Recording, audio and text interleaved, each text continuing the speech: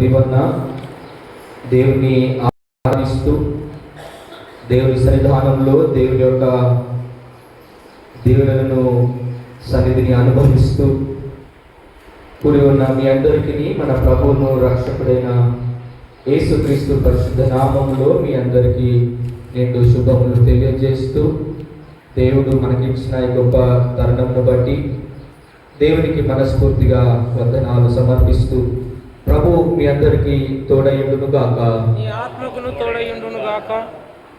ఇది మన స్టూడెంట్స్ సండేగా మనము ఈ వాక్య ధ్యానము చేస్తూ ఉండగా మనం జీవితంలో క్రైస్తవ జీవితం ఎలాంటిది అంటే,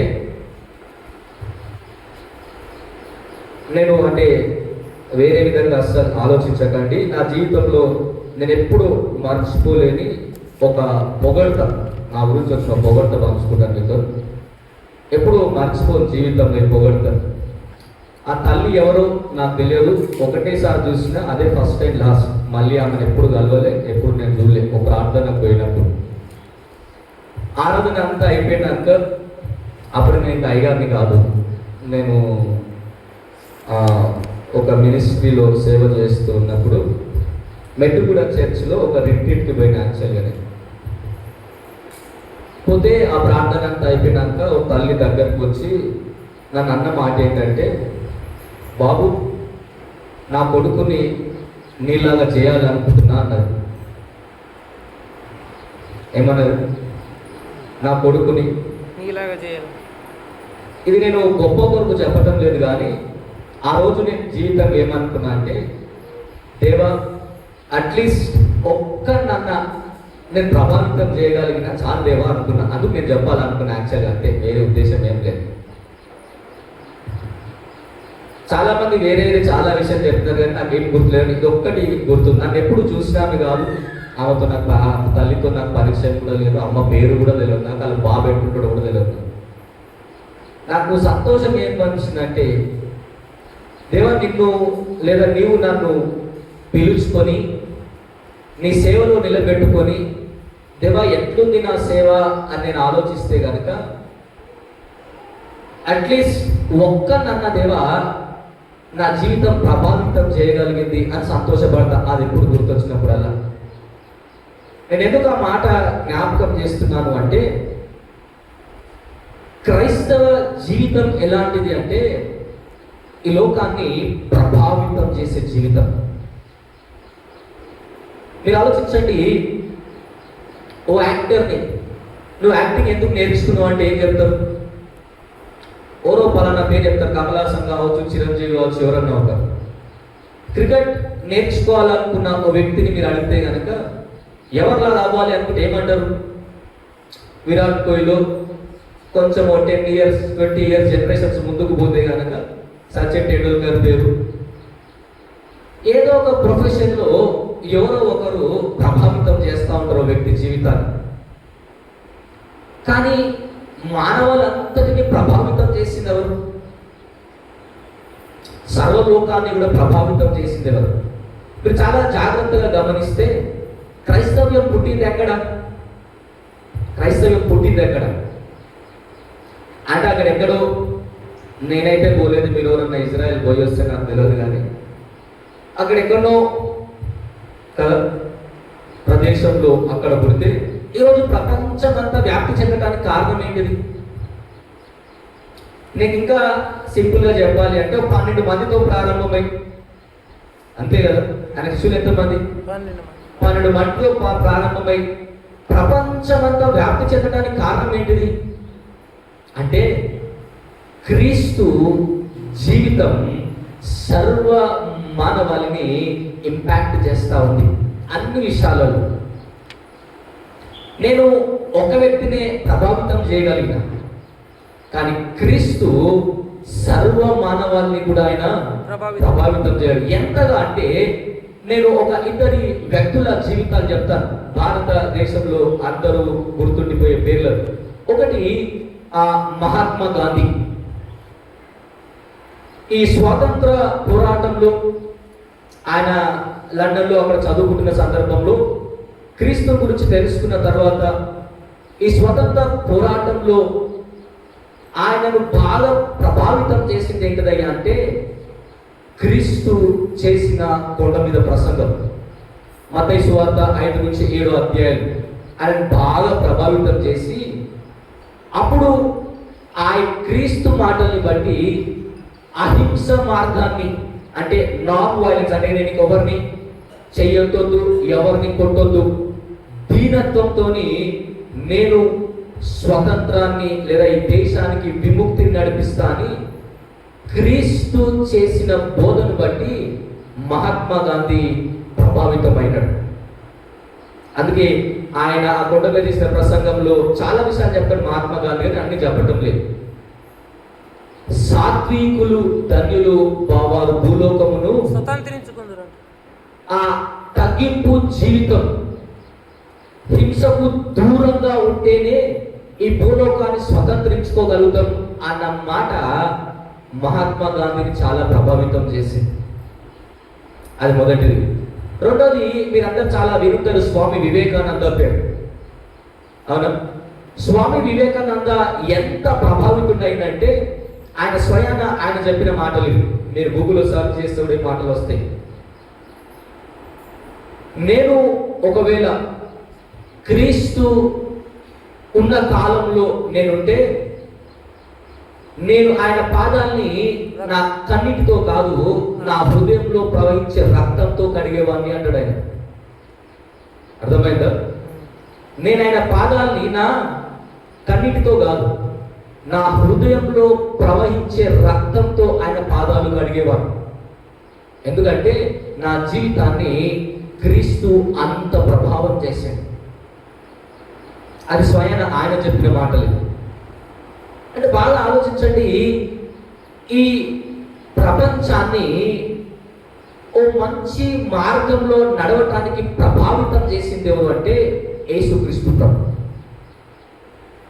అందుకే ఆయన అందరికంటే కూడా సర్వోత్తముడైన దేవుడు.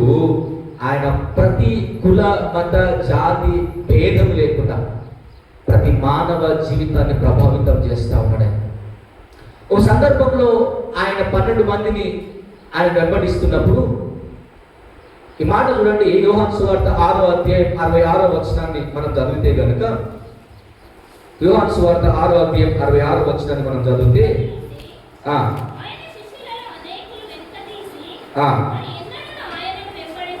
మరి ఎన్నడూను ఆయనను వెంబడింపలేదు. చూడండి, చాలా మంది ఆయన చెప్పిన మాటలు లేదా నచ్చకను, చేయటం కష్టం అనిపించు వెనకకు వెళ్ళిపోయినారు. అయితే ఇప్పుడు మిగిలిన 12 మందిని ఏమంటా ఉన్నాడంటే, మీరు కూడా వెళ్ళవలనని ఉన్నారా అని అడిగితే పేతురు ఇచ్చిన ఆన్సర్ ఏంటిదంటే, అంత వద్దు, స్టార్టింగ్ పదాలు చదువుదాం. ఏంటో తెలుసా? ప్రభువా ఎవరిని యొద్దకు వెళుదుము. దాని అర్థం ఏంటి చెప్పండి? దాని అర్థం ఎవరిని యొద్దకు వెళుదుము అంటే అర్థం ఏంటి? ఎవరు లేదు. అది అర్థమే తెలుసా? మేము ఎక్కడికి పోము.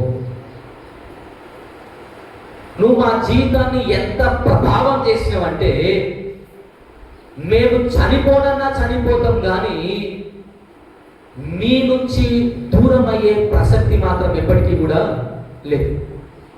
అది వాళ్ళు అంటున్నమాట. అందుకే ప్రభువా ఎవరి ఎక్కడికి పోతాం?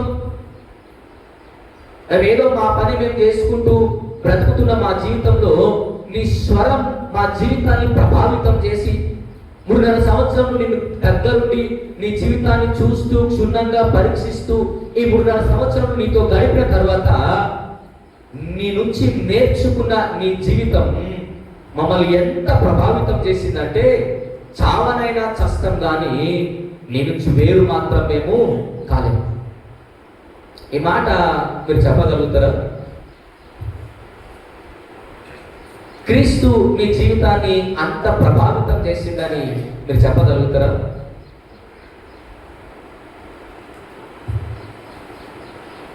నీకున్న పేతురు ఇచ్చిన ఆ ధైర్యం, అయ్యా నువ్వు మా జీవితాన్ని చాలా ప్రభావం చేసినావు, ఎక్కడో అట్టడుగున బ్రతుకుతున్న మా జీవితాలను పిలుచుకున్నావు, నీ ప్రేమను మాకు కనపరచును, నీ రక్షణ మాకు అనుగ్రహించును, మా జీవితాన్ని ఏమీ లేని స్థితిలోంచి ఉన్నతమైన స్థితిలోకి నడిపించును. ఇంత స్థితినిచ్చిన దేవా, ఇక నిన్ను విడిచిపెట్టాం, మా జీవితాన్ని నువ్వు బాగా ప్రభావితం చేస్తూ మేము మార్చబడ్డాం అని చెప్పగలిగే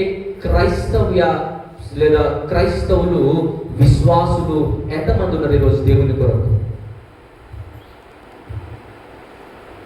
ఉందా మీకు ఆ ధైర్యం చెప్పగలిగే అంత? మనం ఎటు అవకాశం వస్తే అటు దొరకడానికి ప్రయత్నం చేసే రోజులు మనకి, ఎటు బాగుందంటే అటు పరిగెత్తే రోజులు మనకి. మనం చెప్పాలంటే మనిషికి బలహీనతలు భయాలు చాలా ఉంటాయి తెలుసా? చాలా బలహీనతలు ఉంటాయి, చాలా భయాలు ఉంటాయి.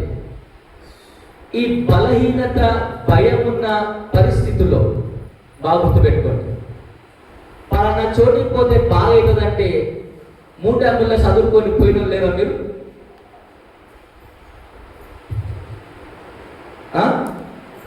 ఎందుకు పోయినారు అంటే యేసు మా జీవితాన్ని పలానా చోటికి పోతే పలానా మేలు జరుగుతుంది అనగానే కట్టబుట్ట అంతా చదువుకొని ఇక నేను ఇంటికి రాను, నేను ఆడికే పోతా అన్నోళ్ళు లేదా మీరు? లేదా? అంటే బాగా ఆలోచించండి, క్రీస్తు నీ కొరకు ఇంత చేస్తే నువ్వు ఆయన కొరకు ఆయన కొరకు నువ్వు చేసింది ఏంటిది మరి ఈరోజు? పేతురులాగా నువ్వు ధైర్యంగా నిలబడగలిగినావు ఆయన కొరకు. అయ్యా నువ్వే అందరికీ ఆధారం, నీవే సర్వమానవాళ్ళని నడిపించే దేవుడు అని ఇన్ని వాక్యాలు ప్రార్థనలు విని నువ్వు కాకపోతే ఇంకో ఐగర్ లేడా అనే రోజులు ఉన్నాయి మనకి. ఇంకా దరిద్రం ఏంటంటే ఇది ఒకటే కూడా వేరే గుళ్ళు లేవా అని అడుగుతుంది మన పరిస్థితి. మరి ఇప్పుడు చెప్పండి, మనది విశ్వాసం అంటారా?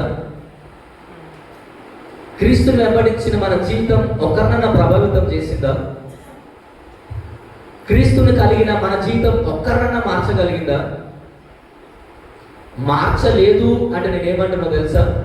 అసలు నువ్వు ముందు క్రీస్తు జీవితాన్ని బట్టి ప్రభావితం చెందితే నీ జీవితాన్ని బట్టి ఇంకొకరు ప్రభావితము చెందుతారు. మహా మేధావులు మీరు నెల్సన్ మండేలా కానీ చాలా మంది క్రీస్తు చేసిన బోధలు, ఆయన చూసిన, ఆయన చేసిన ఏమంటారు మార్గం, వీటన్నిటిని బట్టి ప్రభావితం అయ్యి దేశాలను, ప్రజలను మంచి విషయాల్లోకి నడిపిస్తూ ఉంటే, కానీ మనం మాత్రం ఇంకా ఆయన మాటలకు ఎలాంటి చలనం లేకుండా బ్రతుకుతున్నామా? అది మనతో వచ్చిన సమస్య ఈరోజు. ఎందుకు మనం మాత్రమే మిగిలిన క్రైస్తవ్యంలో అంటే ఈ జీవితం ఇక్కడ నుంచి బయటికి పోయిందా అంటే పోలేదు. నేర్చుకుంటున్న జీవితంలో మనం ఎంతమందిని క్రీస్తుని పోలి నడుచుకుంటూ క్రీస్తుని ఈ లోకానికి పరిచయం చేయగలిగినాం? అది కదా ప్రభావితం చేసే జీవితం అంటే. ఒక్కరన్నా మన జీవితాన్ని చూసి నేను కూడా మారాలనుకుంటున్నా అని అన్నారు ఎవరన్నా? నేను కూడా మారాలనుకుంటున్నా అన్నారా? ఏమో మీకే తెలియాలి ఆ విషయం. అనలేదు అంటే నువ్వు ఎలాంటి ప్రభావాన్ని లోకం పైన చూపలేదు. ఏదో వచ్చినవా అంటే వచ్చినాం, తిన్నావా అంటే ఎందుకు అంటే అటెండెన్స్ కోసం వచ్చేది ఇప్పుడు మనం. కానీ బాగా ఆలోచించండి, క్రీస్తు మన జీవితాన్ని ప్రభావితం చేస్తే మనం కూడా అనాల్సిన మాట ఏంటో తెలుసా? మేము ఎక్కడికి పో. ఇంతగా ఆయన అందరినీ ప్రభావితం చేస్తూ ఉన్నప్పుడు ఆయన మాటలు విన్న మనం ఇప్పుడున్న పరిస్థితుల్లో మోటివేషనల్ స్పీకర్ అనే పేరు కదా, ఇప్పుడు చాలా ఫేమస్ ఇప్పుడు యాక్చువల్లీ అది ప్రొఫెషన్, అది జాబ్ ఇప్పుడు యాక్చువల్గా. మోటివేషనల్ స్పీకర్ అంటారు వాళ్ళు. మీరు షఫీ గురించి వినుంటారు కదా. షఫీ డిబేట్స్ మానేసి ఇప్పుడు ఆయన చేస్తున్న పని ఏంటిదంటే మోటివేషనల్ స్పీకర్గా. మీరు చూడవచ్చు యూట్యూబ్లో కొడితే కనుక. అంటే మనుషులను ఏదన్నా చేయడానికి ప్రేరేపించే విధానం అది. అయితే బాగా ఆలోచించండి, ఇన్ఫ్లుయెన్స్ అంటే మోటివేషనల్ స్పీకర్స్ అంతా మీరు బాగా గుర్తుపెట్టుకోండి. ఎవరు చెప్పినా ఎవరో చేసిన విషయాన్ని చెప్పి మిమ్మల్ని ఎంకరేజ్ చేస్తారు తప్ప వాళ్ళ జీవితాన్ని బట్టి మిమ్మల్ని ఎంకరేజ్ చేయరు. కానీ క్రీస్తు అలాంటి వాడు కాదు. క్రీస్తు ఎలాంటి అంటే ఏవో స్టోరీలు చెప్పి మిమ్మల్ని బలపరచడు. ఆయన జీవితమే నిన్ను ప్రభావితం చేస్తారు తెలుసుకుంటే.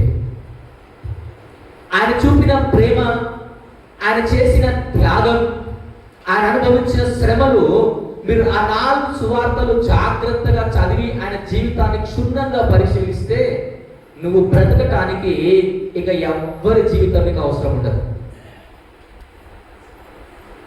చూడండి, ఎవరు మోటివేషన్ స్పీకర్ చెప్పినా ఎక్కడో జరిగిన మంచి మంచి స్టోరీస్ అన్ని చెప్పి మళ్ళీ ప్రభావితం చేస్తారు.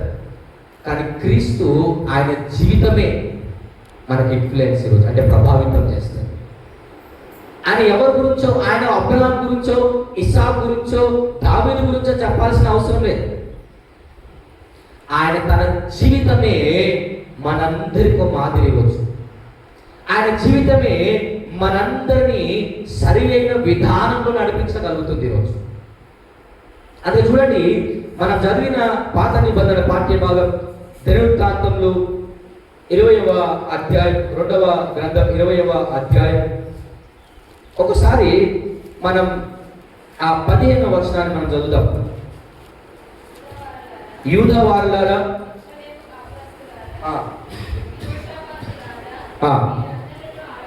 మీరందరూ ఆలకించుడి. యెహోవా సెలవిచ్చినదేమనగా, ఈ గొప్ప సైన్యములకు మీరు భయపడకుడి, చెడియకుడి. ఈ యుద్ధము మీరు కాదు, దేవుడే జరిగించును. 3 రాజులు, 3 దేశాలు యెహోషాపాతు అంటే యూదా రాజ్యాన్ని పడగొడదామని 3 కలిసి యుద్ధానికి బయలుదేరినారు. అది 20వ అధ్యాయం ప్రారంభంగా జాగ్రత్త చదువుకుంటూ వస్తే, ఈ 3 రాజులు కలిసి ఎప్పుడైతే యుద్ధానికి బయలుదేరినారో యెహోషాపాతుకి చాలా భయం అవుతా ఉంది. ఇప్పుడు ఆ భయంలో ఆయన చేసిన ప్రార్థన అంతా చదివితే ఏమిటో తెలుసు, అయ్యా మేము నిస్సహాయులం, మా శక్తి సరిపోదు, మా సైన్యం సరిపోదు, మా బలం సరిపోదు దేవా, మేము ఓడిపోతాం, నీవే మాకు దిక్కు అని ప్రార్థన చేస్తుంటే, ఇప్పుడు దేవుడు స్వయాన మాట్లాడిన మాటలు ఏంటంటే, నీవు భయపడకు, జడియకు. కారణం ఏంటంటే ఈ యుద్ధం మీరు కాదు, యెహోవాయే మీ పక్షంగా యుద్ధాన్ని జరిగించు. క్రీస్తు జీవితం మన ఎలా విధంగా ప్రభావం చేస్తుంది అంటే, ఆయన జీవితాన్ని క్షుణ్ణంగా మనం చదువుతూ ఉన్నప్పుడు లేదా ఆయన వాక్యాన్ని ధ్యానిస్తున్నప్పుడు నీలో ఎలాంటి భయం, ఆందోళన, విచారం ఉన్నా ఆయన జీవితం ఆందోళన నుంచి నేను ఆదరణలోకి నడిపించగలను. ఈ మాట జరిగిన వెంటనే యెహోషాపాతు చేసిన పని ఏంటో తెలుసా? దేవుని స్తుతించిరి అని ఉంటుంది. 19, 20, 18, 19 విషయాలు చూస్తే ఇంకా విచిత్రం ఏంటో తెలుసా? ఆ కంటిన్యూషన్ యుద్ధం అంతా చదివితే వీళ్ళు యుద్ధంలో కత్తులు, AK-47 వాడలే. వీళ్ళు చేసిన పని ఏంటో తెలుసా? పాటలు వాడినారు. యుద్ధంలో ఏం చేయాలి? పోరాడాలి కదా శత్రువుతో. వీళ్ళు చేసిన పని ఏంటో తెలుసా? పాటలు పాడినారు. అదే కంటిన్యూషన్లో మీరు ఇంటికి పోయినాక చదివితే తెలుసు. అదే మొదటి విషయాన్ని బాగా ఆలోచించండి. క్రీస్తు ఒక్కడే ఎందుకు జీవితాన్ని ప్రభావం చేయగలడు అంటే, మానవాళి ఆందోళనలన్నిటినీ ఆయన ఒక్కడే విడిపించగలడు. మీలో కొందరు కొన్ని ప్రశ్నలు వేస్తున్నారండి, పరిశుద్ధ గ్రంథం నుంచి అడిగినారు. నేను అడిగిన వాటికి అన్నిటికీ సమాధానం చెప్పలేకపోయినా. కొందరు కొన్ని అడిగినారు, నా దగ్గర ఆన్సర్ లేదు. ఆన్సర్ అసలు లేదంటలేదు, నాకు తెలియదు అంట. చెప్పలేదు నేను కొన్ని, లేదా నేను చెప్పలేకపోయిన కొన్ని ప్రశ్నలకు సమాధానం. కానీ ఎవరు చెప్పగలరు? ఎవరు చెప్పగలరు? యేసు క్రీస్తు ప్రభుని దగ్గర ఉన్న ప్రతి ప్రశ్నకు ఆయన జవాబుని చెప్పగలరు, ఇవ్వగలరు. ఎందుకో తెలుసా? మానవులు అనుభవించే ప్రతి పరిస్థితిని ఆయన అనుభవించాడు. ఒకవేళ మీరు యేసు క్రీస్తు ప్రభు దగ్గరికి పోయి, అయ్యా నన్ను అన్యాయంగా కొట్టినారయ్యా, నన్ను అన్యాయంగా చంపేస్తున్నారయ్యా, నన్ను నిందిస్తున్నారయ్యా, నాకు చాలా బాధ ఉంది, నన్ను ఏం చేయమంటే యేసే చెప్పే ఆన్సర్ ఏంటో తెలుసా? అయ్యా ఆ బాధ ఎట్లుంటుందో నాకు కూడా తెలుసు, నేను కూడా ఏ నేరం చేయలేదు, కానీ నన్ను కూడా సిలువకు ఆయన అందరూ అప్పగించారు. ఒకవేళ మీరు యేసుక్రీస్తు దగ్గరికి వచ్చి, అయ్యా నన్ను నమ్మిన వాళ్ళే నన్ను మోసం చేసినారయ్యా, నన్ను వెన్నుపోటు పొడిచినారని ఎంతో నమ్మి వాళ్ళకి చాలా సహాయం చేస్తే నన్ను ఈరోజు ఆ మోసం చేసి వాళ్ళు గొప్పోలైనారంటే యేసే చెప్పే మాట ఏంటో తెలుసా? అయ్యా ఆ బాధ ఎట్లుంటుందో నాకు కూడా తెలుసు. 3.5 సంవత్సరం నా పక్కన పెట్టుకొని తిరిగిన ఒకటి తెలుసా? ఎంత మంచోడు అంటే ముద్దు పెట్టి మరి నన్ను అప్పగించాడు. వెన్నుపోటు బాధ ఏందో నాకు తెలుసు. అయ్యా మా జీవితంలో మా అమ్మ చనిపోయింది, మా నాన్న చనిపోయిండు, ఆ బాధ ఎవరు అర్థం చేసుకుంటలేరు దేవా, ఎవరికి ఎంత చెప్పినా నన్ను తిడుతున్నారంటే ఆయన ఏమంటాడు తెలుసా? ఆ బాధ ఏంటిదో నాకు కూడా తెలుసు. నేను బాగా ప్రేమించిన లాజర్ చనిపోతే నాకు కూడా ఏడుపొచ్చింది. సో మానవాళి అనుభవించే ప్రతి పరిస్థితిని అనుభవించిన ఆ దేవుడు నీ ఎలాంటి భయాన్నైనా ఆయన విడిపించగలడు. మీరు బాగా ఆలోచించండి. మోషే చనిపోయిన తర్వాత అర్థమవుతుందా? 40 సంవత్సరములు దేవుడు అరణ్యంలో మోషేకి తోడై ఉండి ఆ కానానికి నడిపించడానికి యోర్దాను ఒడ్డుదా వచ్చి మోషే చనిపోతే ప్రజలందరూ ఏడుస్తా ఉన్నారు. ఇప్పుడు అంతకంటే ముఖ్యంగా ఈ ప్రజలందరినీ నడిపించాల్సిన యెహోషువ ఏడుస్తా ఉన్నాడు. ఇప్పుడు బాగా ఆలోచించండి. బాగా రోధిస్తా ఉన్నాడు. రోధిస్తుంటే ఇప్పుడు యెహోషువ మొదటి గ్రంథాన్ని మొదటి 14 వచనాలు మాత్రమే నేను ఇంటికి వెళ్ళాక చదివితే, ఈ 14 వచనాలు బహుశా అయిపోయిన తర్వాత యెహోషువ ప్రజలందరికీ చెప్పిన మాట, ఇక లెండి మనం యెరికోను జయిస్తాం అని ప్రజలందరినీ బలపరుస్తాడు. కారణం ఏంటో తెలుసా? దేవుడు ఏడుస్తూ ఉన్న యెహోషువ జీవితంలో ఈయన దేవుని స్వరాన్ని వినగలిగింది. అందుకే ఆ మొదటి ఆ పారాగ్రాఫ్ లో 14 వచనంలో రాయబడ్డ మాట, దేవుడు యెహోషువతో మాట్లాడుతున్న మాట, యెహోషువ నేను మోషేకు తోడైనట్లు నీకు నువ్వు తోడై ఉండదును, నిశ్చయంగా ఈ ప్రజలను నీవు కానానుకి చేర్చదవు. బహుశా ఆ పరిస్థితిలో ఎవ్వరు మాట్లాడినా యెహోషువకు ధైర్యం వచ్చేది కాదు. ఆ పరిస్థితిలో ఎవ్వరు మాట్లాడినా యెహోషువ బలపరచబడేవాడు కాదు. కానీ ధైర్యం ఎట్లొచ్చింది? మనుషులు మాట్లాడొచ్చిందా? కాదు. ఆ దేవుడు భయంతో ఉన్న యెహోషువతో మాట్లాడితే యెహోషువకు ధైర్యం వచ్చింది. మేము ఈ యోర్దాన్ని దాటగలుగుతాం, యెరికోను జయించగలుగుతాం. అదే జీవితంలో ఎలాంటి పరిస్థితి ఉన్నా యేసుక్రీస్తు జీవితాన్ని మీరు ఆలోచిస్తే నీ సమస్యకు ఆయన పరిష్కారం ఇవ్వగలరు.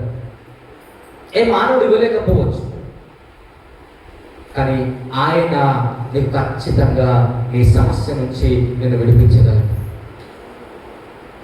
ఆయన జీవితం ఆ సమస్యను అధిగమించే శక్తిని నీకు ఇవ్వగలుగుతుంది. ఇశ్రాయేలు ప్రజలు యుద్ధానికి పోయే ముందు వాళ్ళు అనుకునే మాట ఏంటో తెలుసా? మేము సైన్యములకు అధిపత్యం యెహోవా నామములో యుద్ధానికి. అంటే అర్థం ఏంటిది? మా దేవుడు సైన్యాధిపతి అంటే మమ్మల్ని నడిపించేవాడు ఆయన, ఈ యుద్ధాన్ని జరిగించేవాడు ఆయన, ఈ యుద్ధంలో విజయాన్ని ప్రసాదించేవాడు ఆయన అని వారు బలంగా నమ్మినారు. వాళ్ళ దగ్గర ఉన్న సైన్యాన్ని బట్టు రథములను బట్టు కాదు ఇశ్రాయేలు ప్రజల ధైర్యం. వాళ్ళ ధైర్యం ఈ సైన్యానికి అధిపతి మా దేవుడు, ఆయన యుద్ధాన్ని జరిగిస్తాడు. అంటే నీ జీవితంలో ప్రతి ఆందోళన, విచారం ఏదున్నా నిన్ను ధైర్యపరిచేది ఆయన ఒక్కడే, నిన్ను విడిపించేది ఆయన ఒక్కడే. నీ కష్టం ఏదైనా, మీరు యేసుక్రీస్తు ప్రభు జీవితాన్ని ఆ మత్తయి, మార్కు, లూకా, యోహాను సువార్త జాగ్రత్తగా చదివితే అప్పుడు అంటే యేసు మానవుడిగా ఉన్నప్పుడు కూడా వాక్యాన్ని బోధించే వాళ్ళు లేరా? ఉన్నారు. వాళ్ళని ధర్మశాస్త్రోపదేశకులు అన్నారు. శాస్త్రులు లేరా? నిష్టగా బ్రతికే యాజకులు లేరా? వీళ్ళందరూ ఉన్న ప్రజలందరూ ఎక్కడికి వచ్చినారు? ఎక్కడికి వచ్చినారు? యేసుక్రీస్తు ప్రభు దగ్గరికి వచ్చినారు. తెలుసా? ఇంతమంది ఉన్న ఈయన దగ్గరికి ఎందుకు వచ్చినారు? ఆలోచించండి ఎప్పుడైనా. అంతమంది వాక్యాన్ని బోధించే వాళ్ళున్న, నిష్టగా మతాన్ని పాటిస్తూ ఆచారాలన్నీ పాటిస్తున్న ఎంతమంది ఉన్నా ఈయన దగ్గరికి జనాలు తండోపతండాలుగా ఎందుకు వచ్చినారు? ఎందుకో తెలుసా? ఆయన మాట వారి జీవితాలను చాలా ప్రభావితం చేస్తుంది. ఓ కుమార్తె చనిపోయింది, ఏ ధైర్యంతో వచ్చాడు యేసయ్య దగ్గరికి? అయ్యా నా కుమార్తెను బతికించండి. ఏ ధైర్యంతో వచ్చాడు ఆయన? అంటే ఆయన అర్థం చేస్తున్నాడు, నా జీవితాన్ని చాలా ప్రభావితం చేసిన ఆయన నా కష్టాన్ని తీసేయడు. మార్తా మరియా ఏ ధైర్యంతో? అయ్యా నీవు ఇక్కడుంటే నా తమ్ముడు ఏమన్నా, నీవు ఇక్కడుంటే నా తమ్ముడు చనిపోయేవాడు. ఏ ధైర్యంతో అన్నారు ఆ మాట? ఎవరు చేయలేని ఆయనకు ఎందుకు సాధ్యమైంది? అది ఆలోచించండి. అందుకే ఆయన మాత్రమే మన జీవితాన్ని జీవింపజేయగలడు. యెహోషువ దుఃఖంతో తన జీవితాన్ని లేదా తన నాయకత్వాన్ని ప్రారంభిస్తే సంతోషంతో తన జీవితాన్ని నాయకత్వాన్ని ముగిస్తా ఉన్నాడు. మరి మన జీవితంలో సమస్య ఏదైనా కూడా, పరిస్థితి ఏదైనా కూడా, అక్కడికి పోతాం, ఇక్కడికి పోతాం, అది చేస్తాం, ఇది చేస్తాం కాదు. అందుకే మన బలహీనత, మన భయం మీదే చాలా మంది దెబ్బ కొడతారు. గుర్తుపెట్టుకోండి. అందుకే లాస్ట్ మనం అనే మాట ఏంటంటే నమ్మి మోసపోయినాం అంటారు. కానీ నమ్మితే మోసం చేయదు ఎవరో తెలుసా లోకంలో? యేసయ్య ఒక్కడే.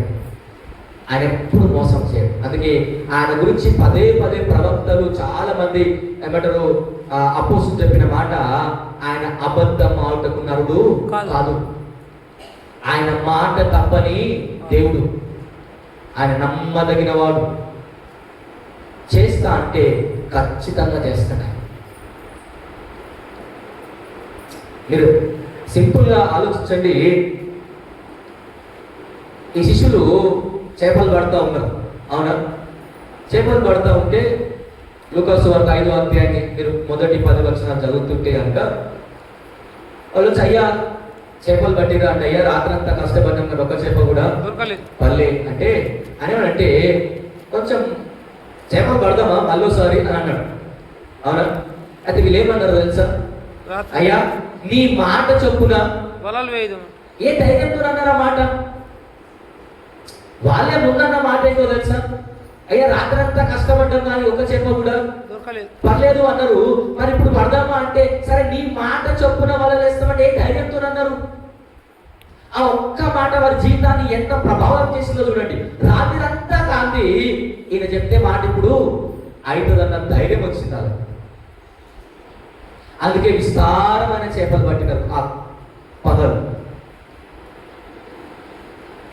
ఆ ఒక్క మాట వారి జీవితాన్ని ఎంతో ప్రభావితం చేసింది.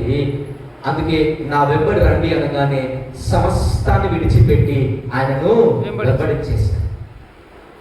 ఆ ఒక్క మాట ఇప్పుడు వలేస్తాం. ఆ చిన్న మాట ఎంత ప్రభావం చేసింది.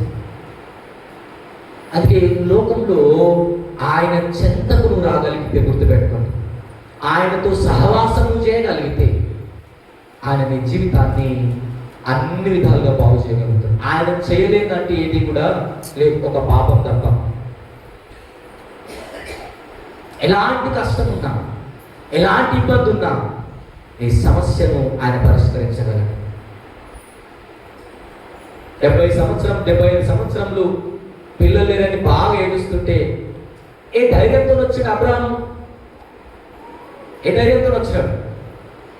ఎప్పుడైనా ఆలోచించారా? అబ్రాహాం ప్లేస్ లో మనం ఉంటే, అయ్యా ఇప్పుడు దాకా కాంది, ఇప్పుడు ఏమవుతుంది, ఇన్ని రోజులు కాంది, ఈ ఒక్కతో నాతో అయిపోతుందా? కానీ తన జీవితం ఆయన వైపుకి ఎప్పుడైతే అప్పగించుకున్నాడో తన జీవితంలో అన్నిటినీ పొందుకోగలిగిన అబ్రహాం. అందుకే ఆ చివర్లో ఆయన అంటాడు, శారా గర్భము మృతతుల్యమైన దేవుడు పిల్లలు ఇచ్చటకు శక్తిమంతుడైన అబ్రహాము నమ్మి తన జీవితం తన వృద్ధాప్యంలోకి వచ్చేసారు. పిల్లలు పుట్టినప్పుడు అబ్రహాంకి ఎంత తెలుసా వయసు? 100. శారమ్మకి 90. ఆలోచించండి, ఒక 90-100 సంవత్సరాల్లో పిల్లలు పుట్టడం సాధ్యమంటారా? ఇప్పుడు 30 దాటితేనే గగనమంటున్నాం మనం మెడికల్గా, నేను తప్పనటం లేదు. కానీ అలాంటిది దేవుడు ఏదైనా కూడా ఆయన జీవితం నీ కష్టాన్ని తీర్చగలదు. గుర్తుపెట్టుకొని నేను చెప్పే మాట, ఆయనను నువ్వు వెంబడిస్తే, ఆయన స్వరము వినగలిగితే నీ ఆందోళన అంతా కూడా ఆయన తొలగించి వేసి నీకు ధైర్యాన్ని కలిగించగలడు. అదే దేవుడు తన ఆత్మ ద్వారా యెహోషాపాతుకు చెప్పిన మాట. యెహోషాపాతు, నువ్వు భయపడు, చెడియొద్దు ప్రజల్ని చూసి, నువ్వు నా స్వరం విని నా దగ్గరికి రాగలిగితే గనక ఈ యుద్ధాన్ని నేను జరిగిస్తాను. నీ అక్కడ నువ్వు సాహసం చేస్తే గనక ఈ రాజుని నువ్వు జయించలేవు. కానీ నాతో ఉంటే, నువ్వు నన్ను ఆశ్రయిస్తే నువ్వు ఖచ్చితంగా విజయాన్ని పొందుకుంటావు. సో ఆ మాట యెహోషాపాతుని బలపరిచిన రోజు. అందుకే ఆయన యుద్ధానికి చిన్న సైన్యంతోని పెద్ద రాజులను పెద్ద సైన్యాన్ని ఎదిరించడానికి బయలుదేరినాడు. ఆయన వెళ్ళి నిలిచిన లోపు దేవుడు ఆల్రెడీ యుద్ధం అంతా జరిగించేసి అందరు చనిపోతే వీళ్ళు ఎందుకు పోయినారో తెలుసా? యెహోషాపాతు అక్కడ పడ్డ బంగారం అంతా ఏరుకోవడానికి పోయారు. అంటే నేను మన భాషలో చెప్తా ఉన్నా, మీరు కంటిన్యూషన్ చదువు. మరి యుద్ధం ఎవరు చేసినారు? ఇలా చెప్పుకుంటూ పోతే కనుక అనేక మంది భక్తుల జీవితాలు మనకు కనబడతాయి. ఆయన ఒక మాట చెప్పి ఇంకో విషయం జ్ఞాపకం చేస్తాను చూడండి. మనందరికీ దావీదు గురించి మనందరం విన్నాం కదా. నాకు బాగా ఇంట్రెస్టింగ్ గా అనిపిస్తుంది ఆ సంభాషణ. గొల్యాతు యుద్ధానికి వచ్చినాడు. వచ్చి మీకు అందరికీ తెలిసి ఏమేమి సవాల్ చేసినాడు. అయ్యా, అందరూ చనిపోవటం కంటే ఒక్కరు చనిపోవటం చాలా బెటర్, ప్రాణహాని ఎందుకు అని చెప్పి ఆయన 40 రోజులు ఒకే మాట, ఒకరు రండి నన్ను ఒక్కరిని ఓడించండి. ఆ ఇద్దరి మధ్య సంభాషణ నడుస్తున్నప్పుడు దావీదు ఎంటర్ ఇక్కడ సీన్లో. ఈ దావీదుకి సౌలుకి మధ్య జరిగే సంభాషణ చాలా ఇంట్రెస్టింగ్ ఉంటుంది. యాక్చువల్ ఎందుకు ఇంట్రెస్టింగ్ అంటే, సౌలు ఏమంటుందో తెలుసా దావీదు చూసి, అయ్యా వాడు బాల్యం నుండి యుద్ధ అభ్యాసం చేస్తాడు. ఎప్పటి నుండి? బాల్యం నుండి. నువ్వు ఎవరికి ఇప్పుడు ఏమంటో తెలుసా సౌలు? నువ్వు బాలుడవు, వాడేమో బాల్యం నుండి యుద్ధాభ్యాసం చేసిన వాడు. నువ్వు అంత యుద్ధం చేయలేవయ్యా అంటే మనడు ఏమంటాడు తెలుసా? నీకేం తెలుసు సౌలు? నేను గొర్రెల్ని కాసే కాపరిని. నా గొర్రెల్ని సింహం ఎక్కబోతుంటే నేను దాని నోరు చీల్చి మరి నా గొర్రె పిల్లని కాపాడుకున్నా. ఒక ఎలుగుబంటి వస్తే దాని తోకలు వాడుకొని తిప్పి తిప్పి నా గొర్రెను రక్షించుకున్నా.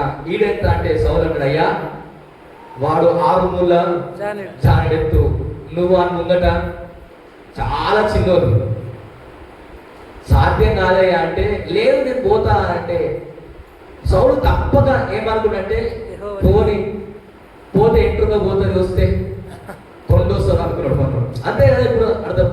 అందుకేమన్నాడంటే, సరే ఎట్లా పోతా అంటే నువ్వు డిసైడ్ అయినావు, ఇక పోతే పోతావు, ఎట్లా చచ్చిపోతావు అని సౌలు డిసైడ్ అయిపోయాడు. ఏమని? వీడు ఖచ్చితంగా చచ్చిపోతాడు. సస్య చచ్చినారు అవే కానీ అన్నీ వేసుకొని పోవాలి, అన్నీ వేసి మనం శిరస్త్రాలము ఇట్లా డాలు అన్ని కవచాలు అన్నీ వేసి పోరా బాబు అంటే మరొక అడుగు వేయంగానే, సార్ ఇవన్నీ మనకు అలవాట్లేదు పని, మనం దీంతో నడిచే ప్రసక్తే లేదంటే, మరి ఎట్లా బాబు ఇవన్నీ తీసేయి, నాకు 5 రాళ్ళు. సరే ఇది ఇంటలేడు కదా అని పోయినాడు. పోయినాక ఇప్పుడు గొల్యాతు దావీదు ఇద్దరు మాట్లాడుకుంటున్నారు. ఆ గొల్యాతు చెప్పాడు, సరే ఓ కుక్క తరగడానికి వచ్చినట్టు వస్తున్నది కదా నువ్వు అసలు ఆయన అంటున్నమాట. గొల్యాతు అంటున్నమాట, నేను ఏమన్నా కుక్కనా? ఏమంటారు తెలుసా? ఈరోజు నీ మాంసము చీల్చి కాకులకు గద్దలకు వేస్తా అని అంటాడు. వాడు సైలెంట్గా ఉంటాడు. సైలెంట్గా ఉండి ఏమంటాడు తెలుసా? ఒకే మాట, అయ్యా నువ్వు ఎట్లా అన్నారా, ఎంతమంది అన్నారా, నాకు సంబంధం లేదు. నేనేమంటా తెలుసా, నా జీవితాన్ని చాలా ప్రభావితం చేసిన ఒక ఆయన ఉంటాడు. నేను కాపరిగా ఉన్నప్పుడు ఆయన ఏంటో నాకు చాలా చూపించిన ఆయన గుర్తు చేసుకొని ఏమన్నాడు తెలుసా? మీ అందరికీ తెలుసా మాట ఏమన్నాడు? ఎప్పుడైనా యుద్ధము ఎవరు ప్రభావం చేసింది దావీదుని యుద్ధం చేయడానికి? సౌలా? సైన్యమా? ఎవరు? చూసిరా, నువ్వు ఎంత గొప్ప సైన్యంతో అన్నారా, నీ దగ్గర ఎంత బలగం అన్నా ఉండని, అయ్యా అవేమి నన్ను ఈ రోజు ఇక్కడ నిలబెట్టడానికి ధైర్యం కంటే నన్ను ప్రభావం చేయలేదు. నా జీవితాన్ని ఈ రోజు ఇక్కడ నిలబెట్టడానికి కారణం ఏంటంటే నన్ను పిలిచిన దేవుడు చాలా గొప్పోడు. ఆయన ప్రేమ, ఆయన వ్యక్తిత్వం నన్ను చాలా ప్రభావం చేసింది. ఆయన కొరకు నిలబడేంతగా నన్ను ఈ స్థితిలోకి నడిపించింది. అందుకే ఆయన అన్నమాట, యుద్ధం నేను కాదు, నన్ను పిలిచిన దేవుడు జరిగిస్తాడు యుద్ధం. అది ప్రభావితమైతే మనం చెప్పే మాట. మనం దేవుని జీవితం బట్టి ప్రభావం అయితే ఏదున్నా లేకున్నా ఆయనతో ఉండటానికి ఇష్టపడతాం. మనం ఏమి ఇచ్చినా ఇవ్వకున్నా ఆయన వెంబడించడానికి ఆశ ఉంటుంది మనకి. దావీదు గొప్ప కార్యాన్ని చేయగలిగిండు. కారణం దేవుడు బట్టి తాను ఎంతగానో తన జీవితాన్ని ప్రభావితుడై ఆయనతో నిలబడాలనుకున్నాడు. సో నీ సమస్య ఏదైనా మీరు ఏడవాలనుకుంటే ఏడవండి, కానీ ఒక్కటి చెప్తా, ఎక్కడ ఏడవాలో తెలుసా? మనుషుల ముందు అస్సలు ఏడవద్దు. నువ్వు ఎంత ఏడవాలనుకుంటావో దేవుని సన్నిధానంలో ఆయన కనబడేట దేవుడు, ఆయన ఖచ్చితంగా నీ కన్నిటిని తుడుస్తాడు. మన విచిత్రం ఏంటంటే మనం అందరు కనబడేటట్టు ఏడుస్తాం, ఆయన దగ్గర ఏడువం మనం. అర్థమైందా? ఆయన చూపియం మన ఏడుపంతా, మన ఏడుపంతా అందరు చూపిస్తాం. ఆ మనుషులందరూ చూసి మనల్ని ఎగతాళి చేస్తారు ఆ రోజు. అందుకే ఆమె చూసినావా ఎట్లా ఏడుస్తుంది, ఏం చేస్తుందని. కానీ దేవుని దగ్గర ఏడవగలిగిన వాడు మాత్రమే దేవుడితో ఆదరించబడతాడు. ఎక్కడ ఎవరికి కన్నిటిని చూడపెట్టదు. నీకు చూపించాలనుకుంటే దేవుడికి చూపించు నీ కన్నిటిని. ఆయన ఒక్కడే నీ కన్నిటికి విలువను కట్టగలడు. అది నువ్వు చేయాల్సిన పని. అప్పుడు ఆయన చెప్పే మాట నీ సమస్య ఎంతదైనా కూడా నీకు ధైర్యం వస్తుంది. ఇక రెండవ విషయాన్ని మీరు బాగా ఆలోచిస్తే, మనం చదివిన అపోస్తుల కార్యములు 18వ అధ్యాయము 26వ వచనాన్ని మనం ఒకసారి చదువుదాం. అపోస్తుల కార్యములు 18వ అధ్యాయం ఒకసారి 24 చదివినాక మనం 26వ వచనాన్ని చదువుదాం. 24వ వచనం చదువుతున్నాం చూడండి. 18వ అధ్యాయం 24వ వచనం. అలెగ్జాంద్రియా వాడైన అపోలో అనే ఒక యూదుడు ఎఫెసునకు వచ్చెను. అతడు విద్వాంసుడును లేఖనముల యందు ప్రవీణుడై ఉండెను. అతడు బాగుందండి. ఎవరైనా ఆయన ఇంట్రడక్షన్ ఏంటో తెలుసా? ఆయన చాలా జ్ఞానవంతుడు. అర్థమైందా? ఆయన ఇంట్రడక్షన్ ఇది. మనం కూడా ఎలా తయారవ్వాలి అంటే జ్ఞానవంతులంగా తయారవ్వాలి. కానీ ఎవరు ప్రభావితం చేస్తారు? జ్ఞానం ఎక్కడ సంపాదించుకుంటాం? అయితే బాగా ఆలోచించండి. 24వ వచనంలో ఆయన జ్ఞానవంతుడు. అయితే ఈ జ్ఞానం ఎక్కడ సంపాదించుకుంటో తెలుసా? మనుషుల దగ్గర చదివి బాగా పాండిత్యం పొందుకున్నాడు. కానీ అసలైన జ్ఞానం ఎప్పుడు వచ్చిందో తెలుసా ఆయనకి? ఇప్పుడు 26వ వచనం చదవండి. ప్రిస్కిల్లా అకులయు విని అతన్ని చేర్చుకొని దేవుని మార్గము మరి పూర్తిగా అతనికి విశదపరిచిరి. ఎవరి గురించి చెప్పారు ఇప్పుడు వీళ్ళు? దేవుని గురించి. ఎవరి గురించి? ఈయన ఎవరు యాక్చువల్గా? ఓ జ్ఞానవంతుడు, అవును, ఒక విద్వాంసుడు, లేఖనందు బాగా ప్రవీణ్యత. అంటే రెఫరెన్స్ టక్కటక్కన కళ్ళు మూసుకొని చెప్పాడు జ్ఞానవంతుడు మనం. అలాంటి ఆయనకి ఈ జ్ఞానం పరిపూర్ణంగా ఎక్కడ దొరికింది ఇప్పుడు అంటే? అకుల ప్రిస్కిల్లా ఒక కుటుంబం, దంపతులు యేసు క్రీస్తు జీవితం గురించి ఆయనకు నేర్పిస్తే ఆయన జ్ఞానవంతుడైనాడు. అందుకే ఆ కంటిన్యూషన్ లో చదివితే యేసే దేవుడు అని ఖచ్చితంగా ఆయన నొక్కి మరి వాదన చేస్తా ఉన్నాడు యూదులతో. అంటే ఈ దేవుడు నీ కష్టంలో, నీ ఇబ్బందుల్లో నువ్వు ఎలా ప్రవర్తించాలో నీకు జ్ఞానాన్ని ప్రసాదించే దేవుడు. మనం కష్టం రాగానే ఏం కోల్పోతామో తెలుసా? వివేచన శక్తి కోల్పోతాం. కోపం రాగానే కోల్పోయేది ఏంటో తెలుసా? ఆలోచించే విధానం. అందుకే ఆ కోపంలో ఏది పడితే ఆ మాట అనేస్తాం. అనేసినాక తర్వాత ఆలోచిస్తాం, అయ్యో ఈ మాట అనాల్సింది కాదు. అంటే అర్థం ఏంటిది? ఏం పోయింది?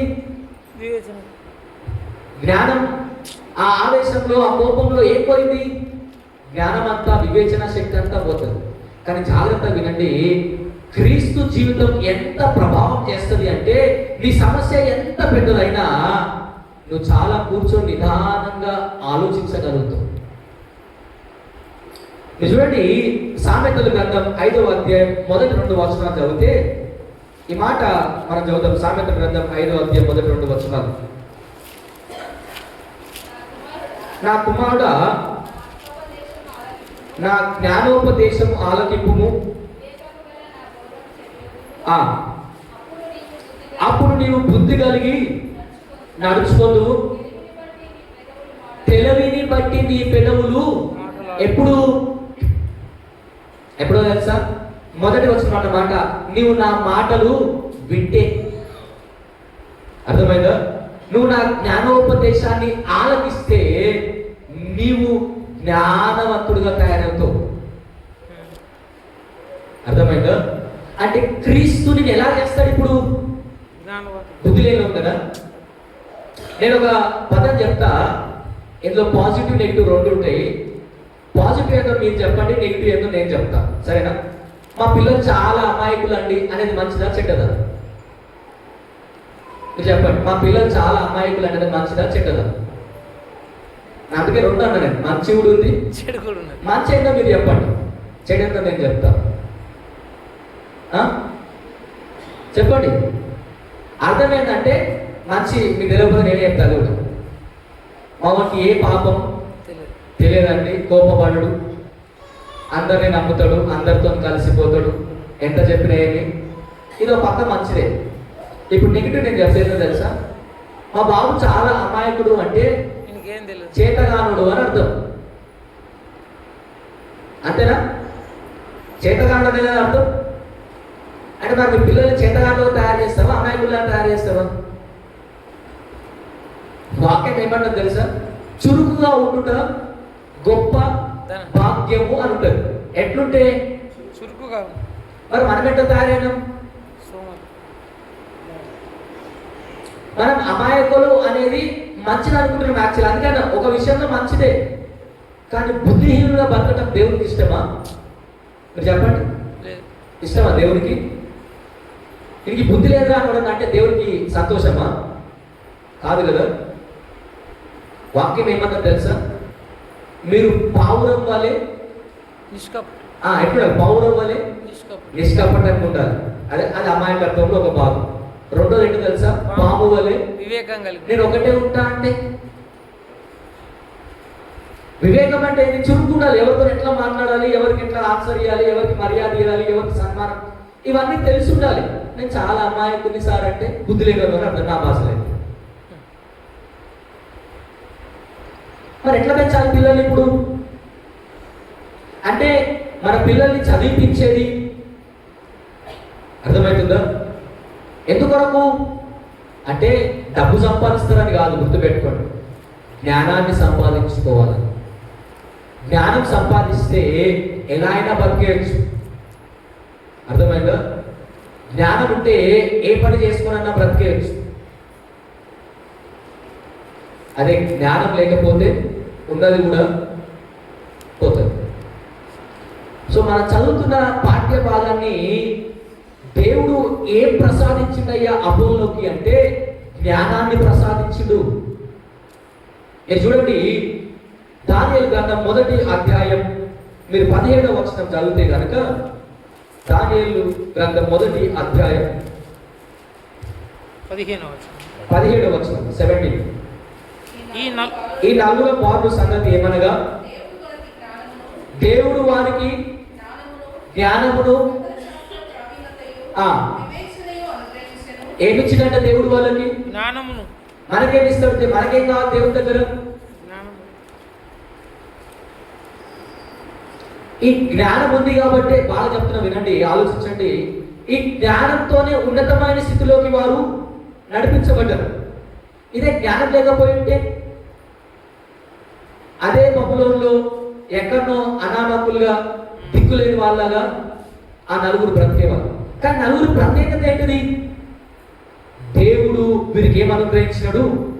జ్ఞానాన్ని ప్రసాదించినాడు. గుర్తుపెట్టుకోండి. మన పిల్లలకి ఏం కావాలి దేవుడి దగ్గర? ఆయన జీవితం, ఆయన ఎంత జ్ఞానంగా మాట్లాడిండు అంటే ఒక మాట చదువుతూ చూడండి. యోహాను సువార్త 7వ అధ్యాయము 45వ వచనం చదువుదాం. యోహాను సువార్త 7వ అధ్యాయం 45వ వచనం. ఆ బంట్రోతులు ప్రధాన యాజకుల యొద్దకును పరిసయ్యుల యొద్దకును వచ్చినప్పుడు ఆ బంట్రోతులు జరగదు. ఆ బంట్రోతులు ఆ మనుషులు మాట్లాడినట్టు ఎవరు ఎన్నడూ మాట్లాడలేదనేది ఎందుకు పంపించినట్టు వీళ్ళని పట్టుకొని రమ్మని, ఆయన బంధించి తీసుకొని రండి అని పంపిస్తే వీళ్ళు ఎట్లా వచ్చినారు? పట్టుకోకుండా వచ్చినారు. ఎందుకు అట్లా వచ్చినారంటే, అయ్యా ఆయన మాట్లాడితే మేము ఎందుకు పోయినామో కూడా మర్చిపోయినాం. అసలు ఆయన మాట్లాడినట్టు ఎవ్వరు ఇప్పటిదాకా మాట్లాడలేదు. ఆయన ఇంటర్నెట్ ఏమో తెలుసా? మీరు కూడా ఎప్పుడు ఆయన బోధ చేసినట్టు చేయలేదు అసలు అనగానే ఇలా కోపం వచ్చింది. అంటే వాళ్ళన్న మాట్లాడిన అర్థము, ఆయన మాట్లాడినట్టు ఎప్పుడు ఎవరు అంటే మీరు కూడా ఎప్పుడు ఈ మాటలు చెప్పలే మాకు అంటే. చూడండి ఎంత ప్రభావం చెందిందో ఒక చిన్న మాటలు వింటే. ఆయన జ్ఞానము అమోఘమైంది. ఆయన జ్ఞానాన్ని మనం అందుకోలేదు. అందుకే ఆయన జీవితం, ఆయన వెంబడిస్తే ఆయన మనకు కూడా తన జ్ఞానాన్ని ప్రసాదించే దేవుడు. ఆయన నేను జ్ఞాన పూర్ణుడిగా చేసే దేవుడు. మీరు స్టెఫెను గురించి చదివితే గనక చూడండి, అపోస్తల కార్యం 7వ అధ్యాయం మీరు చదివి 6వ అధ్యాయం 10వ వచనం చూడండి. అపోస్తల కార్యం 6వ అధ్యాయం 10వ వచనం. మాటలాడేందు అతడు అగుపరిచిన జ్ఞానమును అతని ప్రేరేపించిన ఆత్మను వారు ఎదిరింపలేకపోయారు. ఎట్లా మాట్లాడాడు స్టెఫెను? అంటే సింపుల్ ఏంటో తెలుసా? స్టెఫెన్ మాట్లాడితే అందరూ సైలెంట్, నోరు మూసుకొని విన్నారు. మాట్లాడే ధైర్యం సాహసం ఎవరు చేయలేదు. మనం మాట్లాడితే 10 బుద్ధులు వెతుకుతారు మనం. మరి ఆయన మాట్లాడితే సో దేవుడు మన జీవితంలో అనుగ్రహించాలనుకుంది ఏంటిదయ్యా అంటే జ్ఞానాన్ని ప్రసాదించాలనుకున్నాడు దేవుడు మనకి. అందుకే ఆ స్టెఫెను ఎంత ప్రభావం చెందినయ్యా దేవుడు అంటే ఆయన అగుపరిచిన జ్ఞానాన్ని ఎవ్వరు ఎదిరించే ధైర్యాన్ని సాహసాన్ని చేయలేకపోయారు. అపోలో క్రీస్తు గురించి మాట్లాడితే యూదులందరూ కూడా అంగీకరించడం తప్ప ఇంకొక పని చేయలేకపోయారు. అలాంటి ప్రభావం ఆయన మన జీవితంలో చూపించగలరు. మనం ఏం సంపాదించుకున్నాం చదివి? మరి రోజు మనం బేసికల్గా మన పిల్లలు అడిగితే ఏంటయ్యా అంటే ఎగ్జామ్ పాస్ అయితే మీరు ఏమని ప్రార్థన చేస్తారు? ఏమని ప్రార్థన చేస్తారు? పాస్ అయితే చాలు. అంటే మన కాన్సన్ట్రేషన్ అంతా దేని మీద? 36 మీద. అదే కదా పాస్ మనం. కానీ ఏం ప్రార్థన చేయాలి? దేవా మా బిడ్డలకి జ్ఞానం ప్రసాదం. ఆ ప్రార్థన మానేసి పాస్ చేయదేవా 36గా టార్గెట్ పెట్టుకున్నాం మనం. పాపం పాస్ అవడం ముఖ్యం కాదు. ఆ జ్ఞానంతో నువ్వు చదివినది నిన్ను జీవితంలో ఉన్నతమైన స్థితిలోకి నడిపించడం చాలా.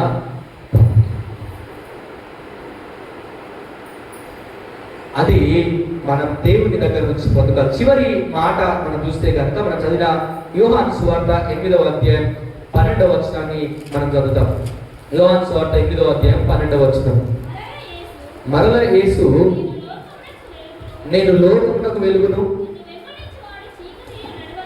నన్ను వెంబడించువాడు చీకటిలో నడవక జీవపు వెలుగు కలిగియుడునని వారితో చెప్పారు. చూడండి, యేసుక్రీస్తు ప్రభు జీవితం ఆయన ఇస్తూ తన గురించి ఆయన చెప్పిన మాట ఏంటంటే, నన్ను ఎవరన్నా వెంబడిస్తే వారిలో ఏముంటుందో తెలుసా? వారిలో నా వెలుగు ప్రకాశిస్తుంది. సింపుల్ గా చెప్పాలి అంటే, క్రీస్తు నీ భవిష్యత్తును సరిదిద్దగలడు. మీకు అర్థమైనట్టు చెప్పాలి అంటే, బాగా చదివి, ఇది మీరు వేరే విధంగా ఆలోచించవద్దు, బాగా చదువుకోండి, ఏ జాబ్ లేకుండా అనుకోండి, ఏమంటారు అని మీకు పచ్చిగా చెప్పాలంటే కనుక, ఇటు సైడ్ ఉన్నా నేను టోటల్ ఇటు సైడ్ ఉన్న ప్రాంతం గురించి చెప్పండి. ఇటు చదివినా చదవకపోయినా, అర్థమైందా? వీడు ఏడు పంపిస్తాం, ఆ భవిష్యత్తు ఏంటి చెప్పండి. నేను ఇది విన్నా స్వయాన తల్లిదండ్రులు అన్నమాట. ఇటు 10th పాస్ అయితే చాలా, ఇటు ఇంటర్ అయిపోతే చాలా, ఇటు 18 వస్తే చాలా కదా, వీడిని పంపించేస్తాం. ఏంటి భవిష్యత్తు అంటే ఏం లేదు, 18 ఇంటర్ ఒక అయితే పంపించేస్తాం. కానీ బాగా ఆలోచించండి, రాయబడ్డ మాట ఏంటో తెలుసా?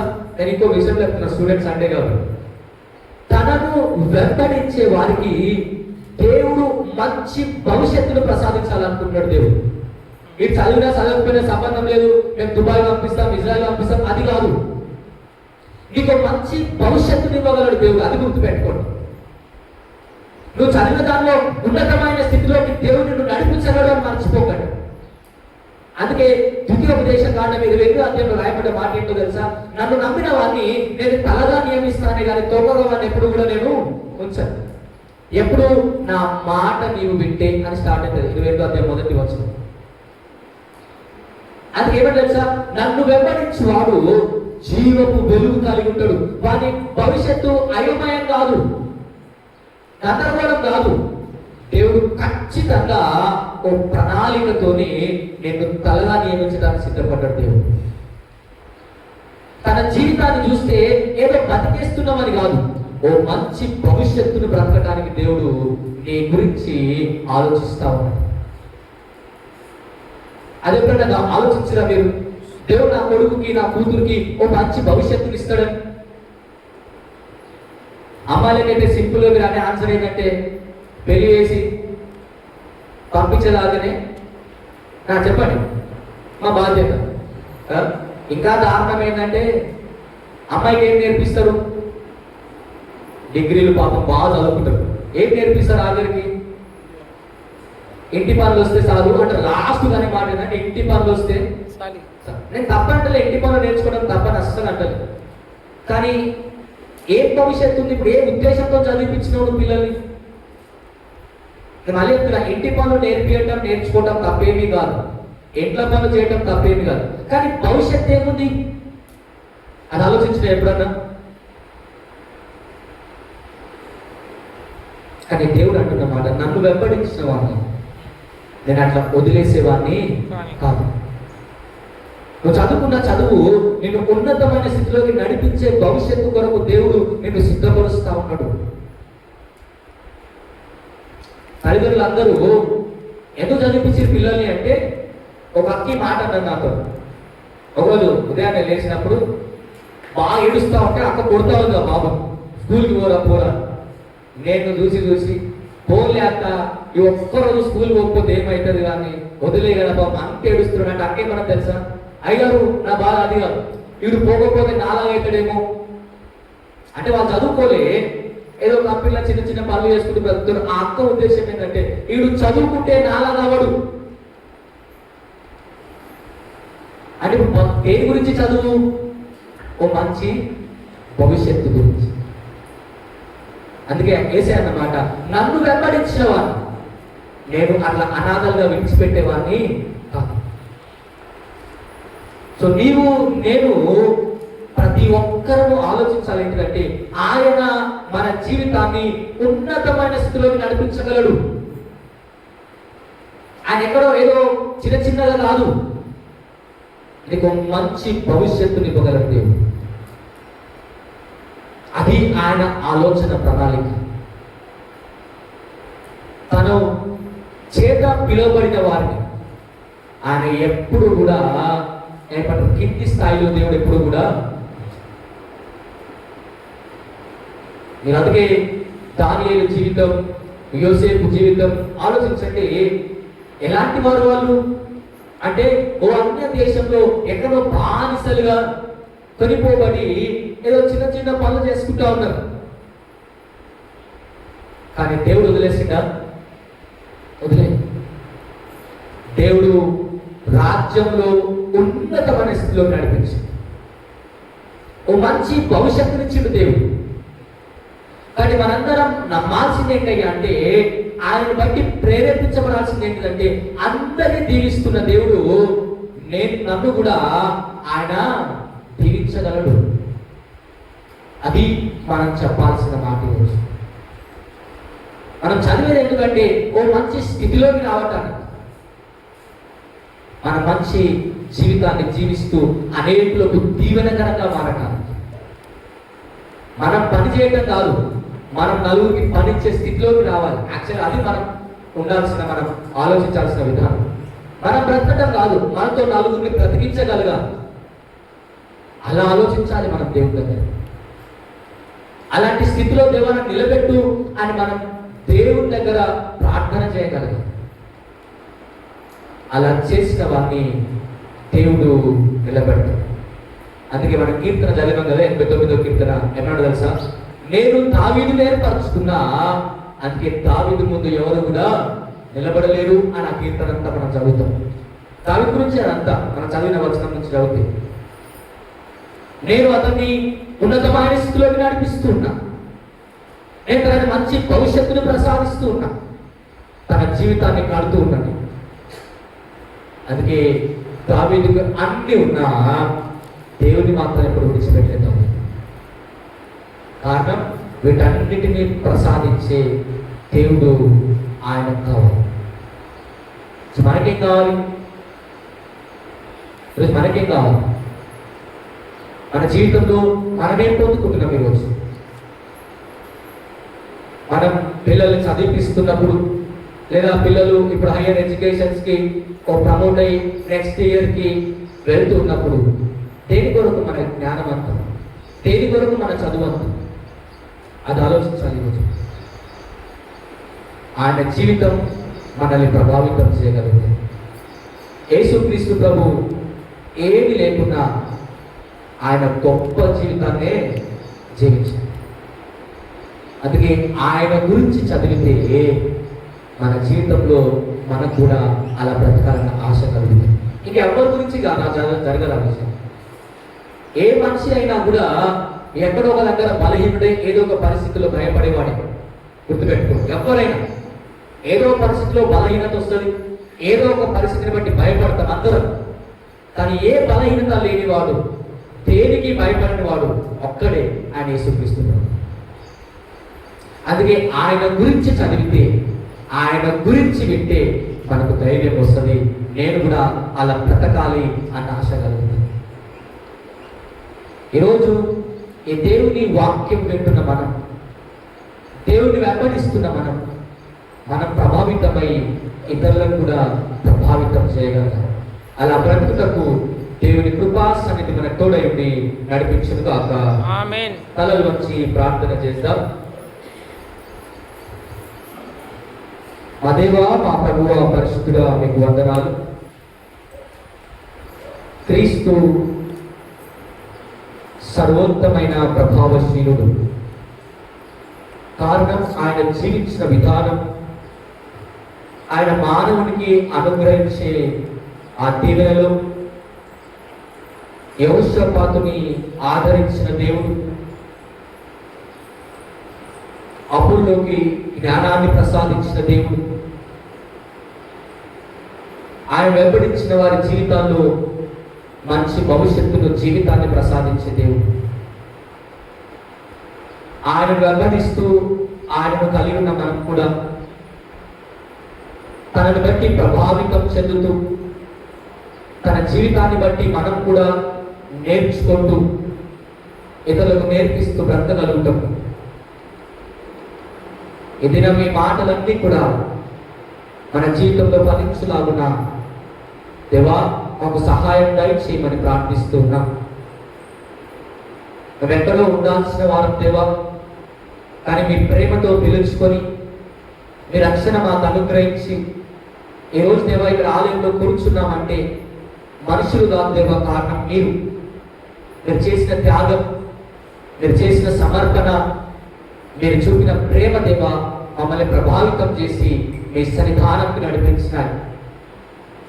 కానీ దేవా ఎక్కడో మా బలహీనతల్లో, మా భయాల్లో దేవా వీటన్నిటినీ కోల్పోతూ మీకు దూరం అవుతున్న మా జీవితంలో మరొకసారి మేము చేసే ప్రార్థన, మమ్మలను తిరిగి మీ జీవితం వైపు నడిపించబడ్డకు మాకు సహాయం దయచేయమని ప్రార్థిస్తున్నాం.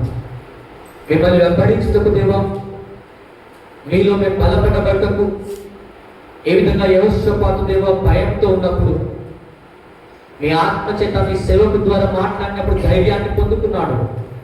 మీ మాటను బట్టి దేవా ప్రభావితం చెంది యుద్ధాన్ని చేయడానికి బయలుదేరాడు. ఆ విధంగా దేవా ఈ లోకంలో వచ్చే ప్రతి సమస్యను ఎదుర్కోవడానికి మీ మాటను బట్టి దేవా మమ్మల్ని జీవింపజేయమని ప్రార్థిస్తున్నాం. మేము చదివిన జ్ఞానం కాదు దేవా, మీ ద్వారా జ్ఞానం పొందుకొని మీ జ్ఞానాన్ని బట్టి దేవా మేము ప్రభావితం చెందుతూ, దానియేలు ఏ విధంగానైతే, స్టెఫెన్ ఏ విధంగానైతే దేవా మీ వాక్కును బట్టి దేవా ప్రభావితం చెంది జ్ఞానంతో నింపబడ్డారో, మా బిడ్డలకు, మా అందరికీ కూడా మీరు జ్ఞానాన్ని ప్రసాదించమని ప్రార్థిస్తున్నాం. దేవా భవిష్యత్తు గురించి చాలా అయోమయపు చీకటిలో ఆలోచిస్తూ ఉండగా ఈ ఆందోళన అంతయు తొలగించి వేసిన అంధకారము తీసివేసి మంచి భవిష్యత్తుని ఇవ్వగలవని దేవా నమ్మి మిమ్మల్ని వెంబడించుటకు మాకు సహాయం దయచేయమని ప్రార్థిస్తున్నాం. ముఖ్యంగా దేవా ఈ న్యూ అకాడమిక్ ఇయర్ కొరకు సిద్ధపడుతున్న ప్రతి బిడ్డ, డిగ్రీ ముగించుకుని దేవా ఆ హైయర్ స్టడీస్ కొరకు ప్రిపేర్ అవుతున్న వారిని, ఇంటర్, డిగ్రీ, ఈ స్కూల్ ఎడ్యుకేషన్లో దేవా నూతన అకాడమిక్ ఇయర్ కొరకు దేవా అన్ని విధాలుగా పిల్లలు సిద్ధపడుతూ ఉండగా మీరు తోడుగా ఉండి నడిపించమని ప్రార్థిస్తున్నాం. ధైర్యంతో దేవా ఈ నూతన సిలబస్ని అర్థం చేసుకునే విధంగా జ్ఞానం ప్రసాదించండి. భవిష్యత్తు గురించి భయం లేకుండా దేవా మీ ద్వారా మంచి భరోసాను పొందుకొని వారు ఎదగగలుగుటకు మీరు తోడుగా ఉండమని ప్రార్థిస్తున్నాం. ప్రతి ఒక్కరిని మీరు బలపరచండి. ప్రతి ఒక్కరితో మీరు మాట్లాడి మమ్మల్ని ఆదరిస్తూ నడిపించి క్రీస్తు ప్రభావితం చేయగలరని దేవా మేమందరం మిమ్మల్ని చూస్తూ మీ మాటను బట్టి ప్రభావితం చెందుతాం. మాకు తోడుగా నడిపించమని యేసు నామములో ప్రార్థిస్తున్నాము తండ్రి. ఆమేన్. ఆమేన్.